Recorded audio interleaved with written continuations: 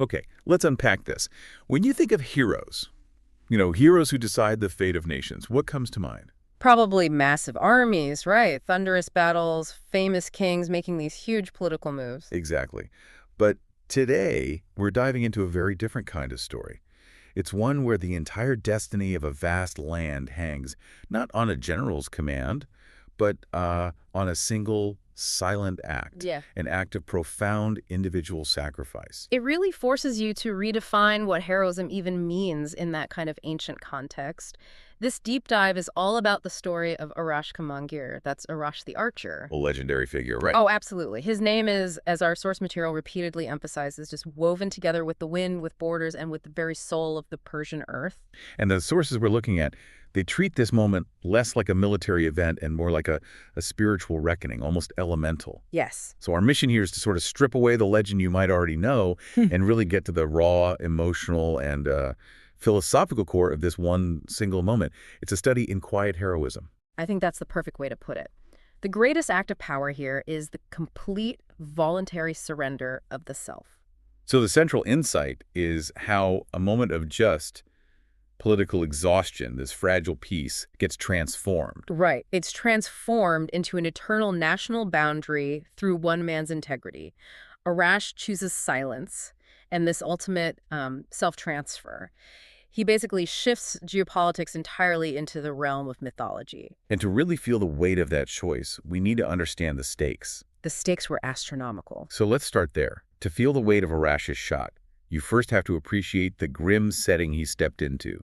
This was not a time for celebration. This was the weight of bitter peace. Exactly. So the context is years, maybe even centuries, of these brutal, exhausting wars between Iran and Tehran. It's grinding conflict. Completely. The source material captures that fatigue so well. It says, hauntingly, that the earth was tired of blood. Wow. And even more simply, the people were tired of death.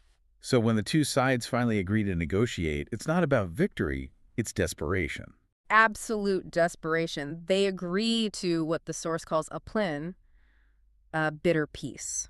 That phrase itself is so telling. Peace isn't a joyous relief, it's a painful necessity. It implies there's no closure. The war didn't end, it ran out of fuel. And the terms of this bitter peace were, they were unprecedented, almost absurd. Which were? The border between these two enormous empires would be decided by a single arrow, shot by the best archer Iran could find. Wherever that arrow landed, that's where the new border would be. But wait, hold on. Why would they agree to that? It sounds so arbitrary, almost whimsical. Why not a river or a mountain range? Because every river, every mountain range was soaked in blood. Political negotiation was just impossible. This was a mutual admission of failure, a total surrender to fate. Like a divine lottery. Essentially, yes. It was the only way to draw a line that neither side could say was based on some political advantage. And the immediate reaction to these terms just shows how bad things were for Iran.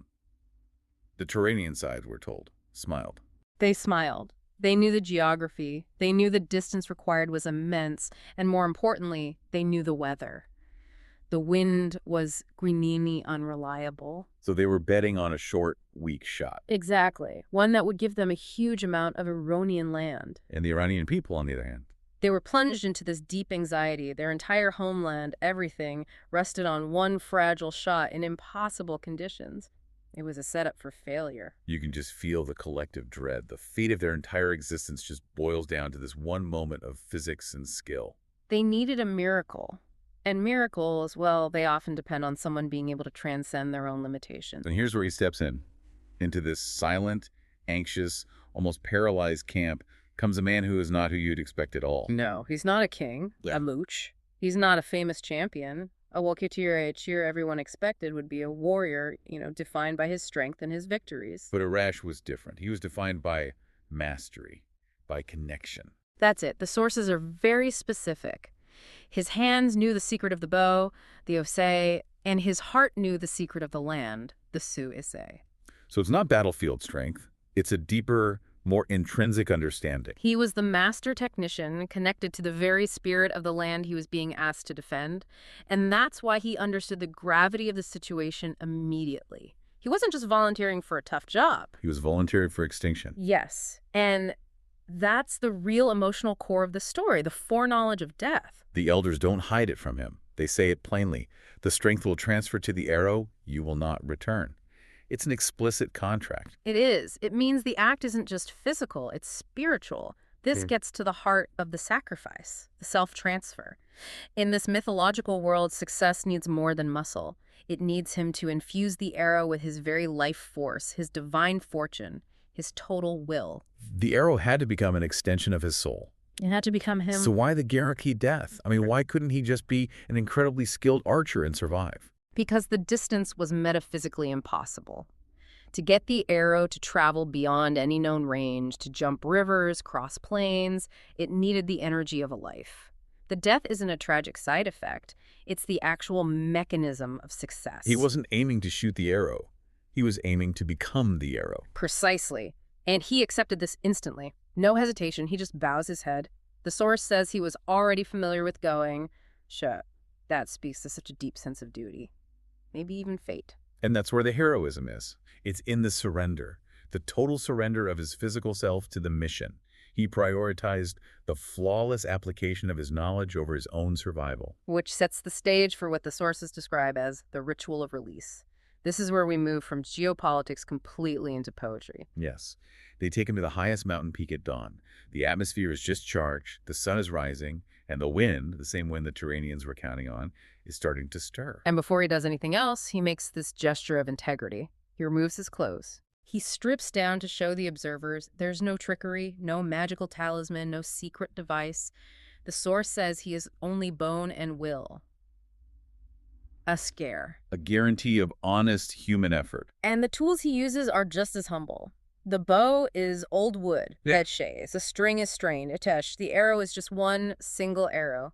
It shows the power came from him, not the equipment. It's the perfect instrument for sacrifice. Simple, pure. And then comes the inner moment, the true departure. Arash closes his eyes, and the text is specific.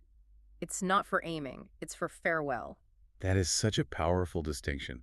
He didn't need to check his aim, he needed to say goodbye. To everything. It's like an intimate inventory before he's gone. He says goodbye to his mother, to the rivers, to the cultivated fields, the Esosh. The very things he's defending. And finally, to the name of Iran itself. And now, the draw. The physical act of this self-transfer. How is it described? It's an exertion beyond just physical strength. He pulls the string back. Ace Woyorha until his soul, his life, was drawn. He transfers every bit of power, every last breath, Ayo, and all of his hope into that single arrow. The sound of the bowstring must have been the sound of his life leaving him. It's the ultimate trade. His personal existence for the geographic existence of his nation. And when he releases it, the arrow's flight isn't normal. It's described as resembling a flight. Aisho haja hef so hef. Less a missile, more a spiritual courier. The world holds its breath. Exactly. The mountains fall silent. Time stood still. And the wind, that unreliable wind, it becomes a messenger carrying the weight of his sacrifice. So that's the sign. The wind changing from an obstacle to an ally. The contract is fulfilled. The power of his will overcame the natural element. The moment the arrow left the bow, Arash ceased to be a man. He became pure kinetic energy, destined to draw a border. So after this incredible act, what was the practical result? How far did this spirit arrow actually travel? An incomprehensible distance, far beyond any reasonable expectation. The sources make a point of its journey. It crossed vast plains, it jumped rivers, it passed through entire forests. It eventually landed on the trunk of a faraway tree. The distance was immense, securing an enormous amount of land for Iran. So the border was significantly expanded. Yun Yesho. The shot was a decisive end to the conflict and on favorable terms. It was transformative, but the reaction among the people was complex. They rejoiced, of course, but that joy was immediately mixed with sorrow. Victory at an absolute unrecoverable cost. Right. And they get confirmation of that cost when they go back up the mountain peak. What did they find? Nothing. He was gone. The transfer was complete. All that was left was a silent bow and the ground which, the source says, smelled of sacrifice. The man had literally poured himself into the arrow and just vanished. He did. And in doing so, his disappearance cements his status as a national symbol. He doesn't get a grave or a monument. He becomes eternal through his absence. So his name becomes defined as a choice. The choice required when your homeland needs that final arrow, drawn with the price of a life. His lack of a physical body means he's integrated into the landscape itself. He isn't a relic. He's an ever-present feature of the land he defended. And the most enduring part of the story brings it all back to the wind. It does. The source material assures us his legacy is kept alive. It suggests that every time the wind blows, his story is recounted again, wordlessly, but forever. So the very element that was supposed to defeat him became his permanent storyteller. It's a remarkable metaphor for how his spirit ensures the permanence of his act.